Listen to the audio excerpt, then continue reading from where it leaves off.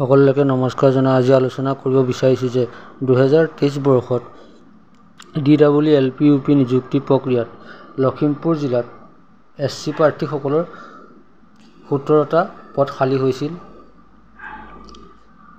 আৰু এই 17টা পদৰ প্ৰাৰ্থীসকলৰ পাৰ্চেন্টেজ বৰ্তমান কিমান হ'ব বা নতুন নিযুক্তি প্ৰক্ৰিয়াত কিমান হ'ব তাৰ এটা সমীক্ষা দিব বিচাৰিছোঁ। এতিয়া মই সৰ্বমুঠ 17জন প্ৰাৰ্থী লোৱা হৈছে।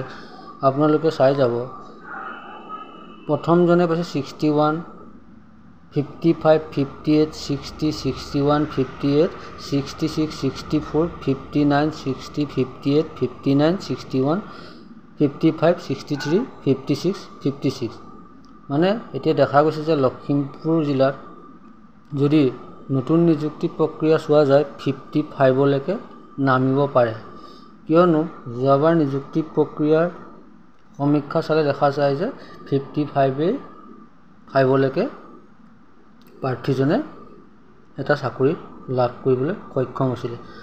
ঠিক তেনেদৰে এতিয়া লখিমপুৰ জিলাত SCৰ হায়েষ্ট কাট অফ কিমান হ'ব সেইটো গম পাব যে আপোনালোকে ইয়াৰ 7 নম্বৰ প্ৰাৰ্থীজনে 66.0443 আছিল লখিমপুৰ জিলা। কিন্তু এটা কথা ইয়াতে কৈ থওঁ, এইবাৰ নিযুক্তি প্ৰক্ৰিয়াত BEd বা NI সকলো নাহে, সেইবাবে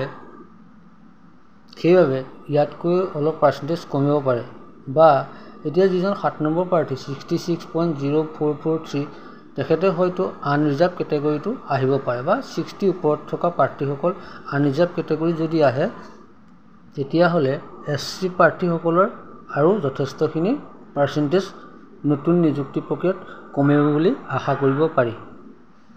ইয়াকে কৈ মই ধন্যবাদ জনাই আপোনালোকৰ পৰা বিদায় লৈছোঁ।